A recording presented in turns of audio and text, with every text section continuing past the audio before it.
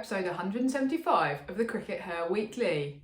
Lots to talk about this week, Sid, so let's get crack-a-lacking.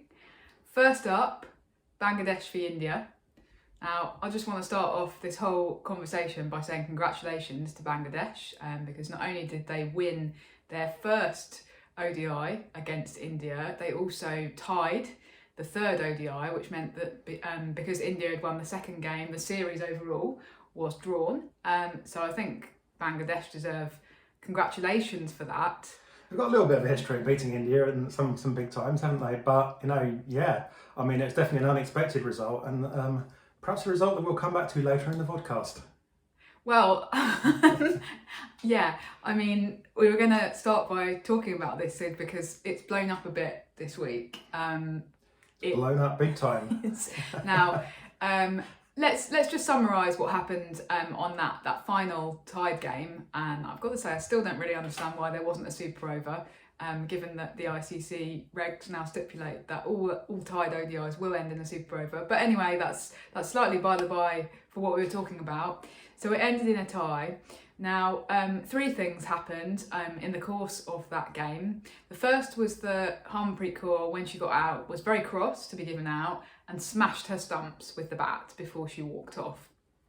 The second thing that happened was when she was interviewed after the match, so doing the post-match media, she complained about the umpiring quite vociferously. And then the final thing that happened was that the teams were lining up for the trophy presentation, which happened side by side because it had been drawn, so they were sharing the trophy. And Harmanpreet Kaur said to the Bangladesh captain, "Oh, why don't you get the umpires over? Because they're a member of your team." Thus kind of suggesting that, obviously kind of underlining the point that she believes that the umpiring was very biased. Now, we cannot comment on the umpiring, we should say, because we weren't watching the games. I don't even know whether we would have been able to watch them. But anyway, we were unfortunately very busy with the Ashes. So I can make no comment on the umpiring. But the reason that this is blown up is because as a result of those three happenings, Harmanpreet Kaur has been given several demerit points by the ICC and has been handed a 2-match ban. Now, I believe this is the first time that a woman cricketer has ever been handed a ban as a result of a certain number of demerit points. So she's actually been given, she's not going to play the first 2 matches of the Asia Cup. So it's all blown up a bit, hasn't it, Sid? Yeah, it has. And first of all, we've got no axe to grind against Harmanpreet. No. I literally tweeted last night when people were tweeting about Stuart Broad retirement, and they tweeted about his famous 8-4. And I tweeted, just kind of jokingly in reply to somebody that said that the 8-4 was the best performance he'd ever seen, going, "Tell me you didn't see the Harman monster without telling me you didn't see the Harman monster." If I'm talking tweeting about the 2017 World Cup semi-final when she just destroyed, yeah. the best team there's ever been. Greatest individual performance of all time. So fantastic player, and we're not growing an axe against her, but it was pretty rubbish. And that's like using mild, child-friendly versions of the language that I might use under other circumstances, to be honest.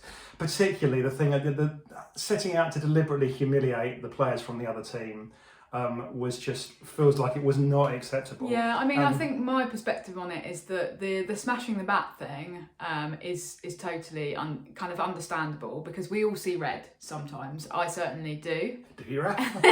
Thanks, Sid. Yes, I do occasionally. So that was very much heat of the moment. But the post-match stuff, that would have taken kind of a forethought, and actually, she would have gone off and had time to cool off and think about what her response was going to be. And so that's much more calculating. And particularly the bit when the trophy is being presented, to then deliberately try to embarrass and humiliate the Bangladesh players in that way, that was calculated, and she knew the impact that would have. Yeah, so that was definitely not acceptable, and Yeah. that's really not the kind of thing that we want to see. I mean, apart from the fact it was stupid because she's going to have to potentially play with these players at some point. You know, she's going to wind up potentially being on WPL teams with them and other franchise tournament teams with them. Good So point. that's why it's just it was a silly thing to do even from her perspective. Anyway, but you know, so she's been handed her ban. Interestingly, Jim Maxwell on the BBC's Stumped podcast, which is hosted by Ali Mitchell, he said she should have been banned for a year. A year, he said, because he said precedent's been set by what happened to the Australians involved in the ball tampering thing, that because their ban, he said, was primarily based, the year-long ban was primarily based on having lied in the press conference. So the ban, he was saying, wasn't for the ball tampering, it was for lying in the press conference. Harmanpreet misbehaved in the press conference or in the media interviews afterwards, therefore she should be banned for a year. Banned for a year, Raf? What do you think? Yeah, I mean, that's just mad, isn't it? I mean, we've just explained why we absolutely think that her behaviour was unacceptable, and also, you know, that I certainly believe that absolutely nobody is beyond the law, even the captain of India. That's absolutely correct, for her to receive a punishment. But the idea that her behaviour is on a par with Sandpapergate is just ridiculous. I just can't understand that perspective. It's a very odd thing to have said. Now, clearly, the Australians involved in that scandal did kind of further sort of, you know, write their own death warrant, as it were, by lying in the press conference. But that's not the reason they were banned. That was cheating. That was out and out cheating. And I know that, you know, we're all supposed to have forgotten about it, and that's fine, yeah. And it was absolutely right for them to have been banned. I mean, a lot of people at the time said that they were lucky not to have been banned for longer or even for good. You know, anyway, that's not what we're talking about here. What Harmanpreet Kaur did was not cheating, okay? It was expressing dismay at what she felt was biased umpiring. Now, there are official channels which she should have gone through, so she should not have behaved as she did. But it wasn't cheating, and she certainly wasn't trying to lie in the post-match press. If anything, she was too honest, because she said, I don't agree with the umpiring standards. You know, that's being too honest. So it's the opposite of trying to cheat and cover things up. So it was just a very odd thing for Jim Maxwell to have said, and there's certainly I'm not accusing Jim Maxwell of this, but as a historian, I am aware of there having been this undercurrent of some media coverage of women's cricket, whereby female players have historically been held to higher moral standards than male players. You know, you don't have to look much further than Charlotte Edwards talking about going out and getting smashed after the Women's Ashes, and there being a whole load of negative press coverage around that in 2014, to know that women cricketers have historically been held to these kind of higher moral standards by the media than male cricketers. And this is, I'm afraid, just slightly smack of that, okay? Because anyway, so it's a bizarre thing for him to have said, and I think it's been dealt with effectively and properly by the ICC, and I guess as far as we're concerned, that's kind of the end of the matter, and hopefully won't happen again. Let's move on. Okay, let's move on to our next topic, Sid. Another big one, another quite different one, but also there's a big India component to this next topic, which is about cricket in the Olympics. So there was an exclusive story this week in The Guardian by Ali Martin and Sean Ingle. Thank you. All good news agents. And online. So if you haven't seen this piece, then go away and have a read, because it's Ali Martin and Sean Ingle in The Guardian, saying that cricket is now very, very likely to be included in the next Olympics in LA. So that is very exciting. Now there's a bit more information, although there's still a lot of information that we don't know.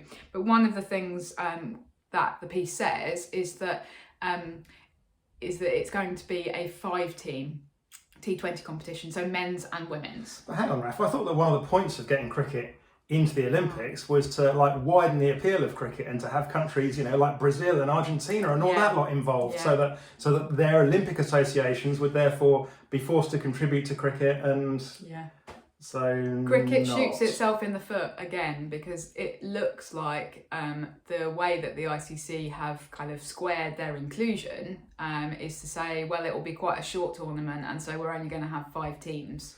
So 5 teams is hardly anything, is it? I mean, are we talking about... If you think about traditionally in the Olympics, you get gold, silver and bronze medals. So that's three of the 5 teams in the men's and 3 of the 5 teams in the women's are going to get a medal. Well, there's potentially a suggestion in the piece, and we don't know for certain. We haven't spoken to anyone about it. There's potentially a suggestion in the piece that in fact only a gold medal might be awarded.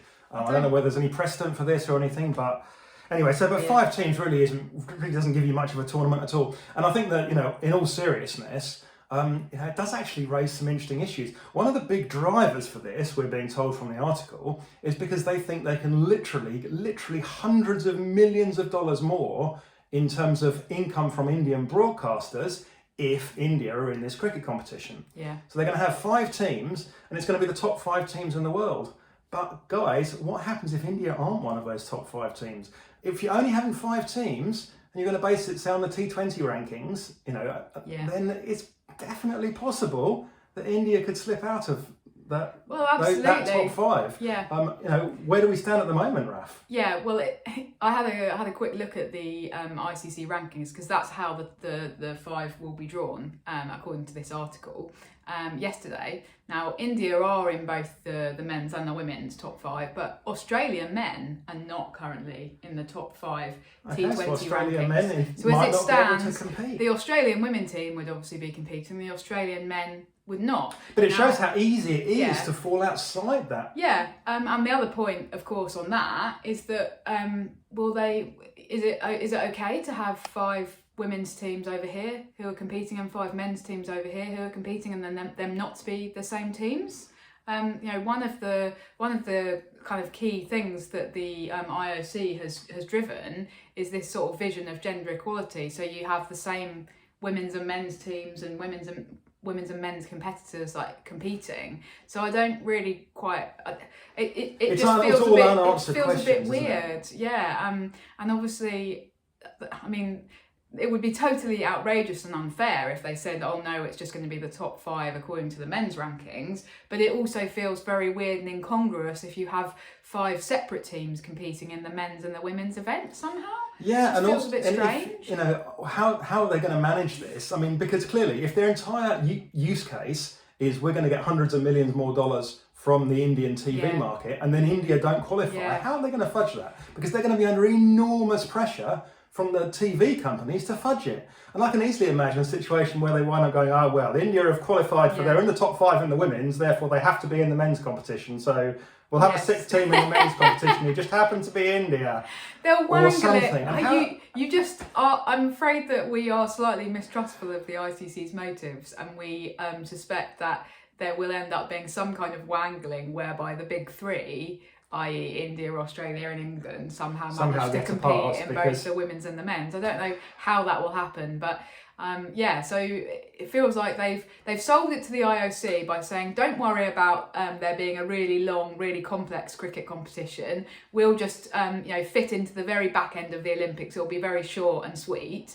But actually, by doing that, they have kind of shot themselves in the foot yet again by actually not doing the very thing that inclusion in the Olympics was meant to do on the tin, which is expand the audience of cricket and expand the number of teams able to compete in top competitions who aren't in World Cups. Absolutely. So it's all a bit crap. The other slightly odd thing is that the article just says, oh, and England will compete as Team GB. Like, we just take that for granted. What decides that? Why shouldn't Scotland Scotland compete for that? Yeah, why should Scottish players not have the chance to do that? sisters not be able to be in the Team GB team? Why should it just be English players?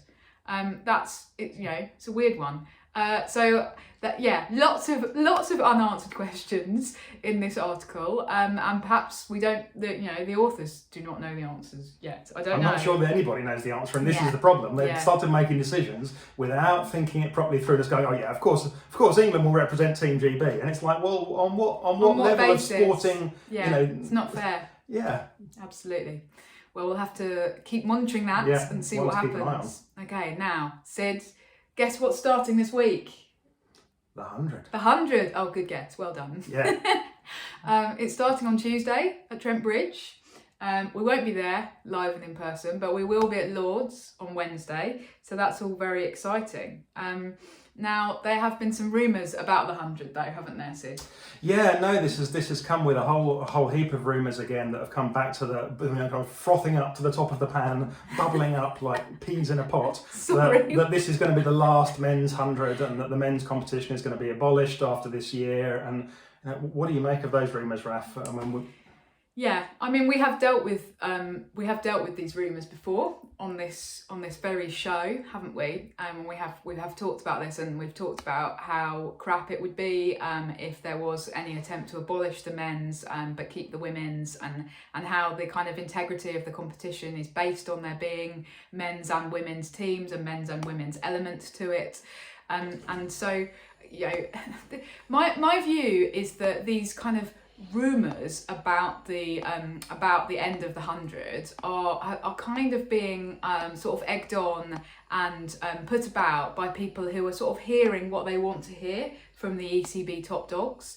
So the two Richards, who are sort of sitting at the top of the ECB right now, have perhaps expressed to certain journalists that they don't love the 100 as much as perhaps the former leadership of the ECB did, and people have then read into that they're thinking about getting rid of it. But I just don't buy it. I think that partly it's people hearing what they want to hear, and I also think there's an element of some journalists we know really don't like the 100. And are actually therefore putting about these rumours and really making more out of them than they really are. They'll start the bandwagon rolling down the hill. That it will become a self-fulfilling prophecy, because if you talk about the 100 being abolished enough, then maybe it'll happen. So I'm afraid that I remain very sceptical about any suggestion that the 100 that this is going to be the last men's 100, or that the ECB are planning to abolish the 100. Certainly, there's not really been any indication of that given to me in my and what we're hearing from people inside the ECB is that they remain very much on track with the 100. Yeah. And they remain very committed to it. Yeah, because it's a really essential element in terms of their strategy of trying to widen the audience of the game in England, and hopefully we will see those diverse and those family audiences over the next few weeks. I mean, we love the 100. Yeah, lots of fun. Yeah. Okay, shall we actually talk about the cricket though, Sid? Because there's been some shuffling around, some last minute shuffling around of players, partly because of Australia the island, which we haven't really talked about, but has had a reasonable amount of press coverage. So Alyssa Healy and Elise Perry are both heading back to Australia on a plane, or probably have already headed back by the time we're recording this, because of injuries that they sustained in that Island series. So Healy has, I believe, fractured yet another finger. Does she have any fingers left? If she was keeping wicket in the 100, it would be all thumbs, Sid. Very good. Thank you. I can make terrible jokes as well, you see. I learned it from you. Anyway, Elise Perry has unfortunately sustained a knee injury, and I think they're saying it's not very serious, but she just needs to rest for the next few weeks, basically. So that's unfortunate. So they're both heading home. Interestingly, in relation to that, there was a bit of an end of an era statistic doing the rounds after those matches in Ireland. I think it was Hypercourse who said that the last time Lanning, Healy and Perry, or the last time one of them did not play in an Australia match, was as far back as 2009. So we talked about this a little bit in relation to the Ashes, in terms of it being this kind of end of a generation moment, perhaps. Somebody actually tweeted us about this with a question saying, do you think Lanning, Perry and Healy are done with international cricket? I think there's a good chance they never play in the same team again. I think that we continue to hope that Meg Lanning will come back and play some part in Australia's cricketing future. Yeah. And Elise Perry shows no signs of wanting to give up. No, I think that she could definitely carry on for a long time. And while she remains good enough to play for Australia, she'll carry on playing for Australia. She's certainly someone that just seems very keen on actually playing and participating, and does not seem keen on retiring and going off into whatever else she might have in her life. Just wants to play. Yeah, she's the kind of consummate professional. Yeah. Alyssa Healy, she has for a long time talked about wanting to have children. So at some point, she is going to retire because she's going to want to do that. But again, I think that we probably haven't seen the last of her. But I think there is a good chance that we won't see the three play in the same team again as they start to move towards their retirements. My feeling is with Perry and Healy is that neither of them will want this tour of England to kind of be their denouement. Yeah, I think that, and there's a very good chance actually for all us talking about this being the end of an era for the invincible Australians, that Australia will win next year's T20 World Cup in Bangladesh. They've got to be up there with the favourites still. And so I think that if you are going to retire, then it will be nice to do it on the back of a very successful World Cup campaign rather than a not particularly successful Women's Ashes campaign, is my feeling. Anyway, we've kind of gone off topic from the 100. Yeah, both out of the 100. Syd, I mean, you're actually reasonably happy about the Healy thing, aren't you? No disrespect to Alyssa Healy, exactly. Syd, but you've got reasons, haven't you? As the president and founder member of the Bess Heath fan club, you seem to be the founder of many fan clubs. I am. Membership available now to anyone that wants to send a cheque or postal order for £10 to Bess Heath fan club. Postal order? Do they even still exist? I don't know, Raf. Well, we'll see. We might receive some. But it does mean that Bess Heath will almost certainly be keeping wicket for the Superchargers. Yeah. Which is good news for her. I've repeatedly said that she just needs to play as a wicketkeeper. That's her future, and she's at the moment she still looks like the best bet as England's next long-term wicketkeeper. So we need to get her with the gloves on in as many games as possible. Is she a great keeper yet? No, but the only way she's going to get better is by playing these games. Absolutely. So that's great news for her, and also great news for the Superchargers that they've been able to bring back Jemima, who's obviously been a fantastic player in domestic cricket. She's always, shone in domestic cricket in this country. She's played several times for the kind of Yorkshire franchises back into the Super League days. Mm-hmm. And so it's going to be fantastic to see her back. And technically, she's replaced Heather Graham. No disrespect to Heather Graham, but that's not a replacement. That's an upgrade. That's a free up. I tweeted this. That's a free upgrade to business class on a long haul flight. Yeah, it's a bit weird because of the way that the draft was done this year.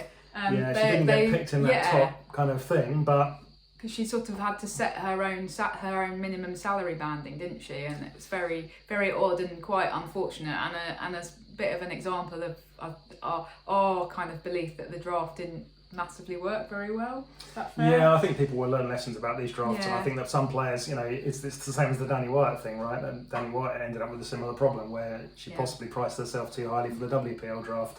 So, but I think players will learn those lessons. Anyway, it's fantastic to see her back, and we're looking forward to. Just one thing on the Northern Superchargers, I've decided I'm supporting them this year. Do you want to know why? Why? Well, because most crisps I can't eat because of digestive issues that I won't go into. But pop chips, I've recently discovered I can eat an entire bag of pop chips. Don't ask me how I discovered this. It was a scientific experiment, Syd. I can eat an entire bag of pop chips and not get ill, so it's great. So pop chips are my crisps, so that means that Northern Superchargers have to be my team. Also, if any of the crisp people want to pay us for having really massively given you some brand exposure there, oh yeah, free pop chips. Yeah. I'm always up for that. Yeah. Or a postal order. There is actually a more serious point that we need to finish on about our coverage of the 100 and where it's going to be, because unfortunately Twitter, are we even allowed to call it that anymore, Syd? The Twitter sort of morphing into X has made a decision for us that we've been thinking about for a while, and we're going to migrate, aren't we? Well, our coverage of the 100, we're going to move on to Threads and Instagram. And what is our Instagram handle, Raf? Unfortunately, CRICKETher was taken, so we are CRICKETher1. So CRICKETher1. So can people follow us on? Yeah, on Instagram and Threads. Okay. It's basically the same account on Instagram and Threads. Gives me 48 hours to get to grips with how this thing actually works, and I now feel very old indeed. But yeah, follow us on CRICKETher1. Obviously, we will still be monitoring Twitter, and we're going to be posting this video to Twitter. We're not totally abandoning Twitter, but we feel that now is the time to try and migrate some of our stuff and some of our followers, hopefully, over onto Threads. So we'll be posting the charts and our thoughts on the 100 over on Threads and Instagram. So look out for us on those channels and follow us if you can. Great. Well, thank you everybody for watching/listening. We hope you enjoy the start of the 100, and we will see you in a week's time. Bye. Bye.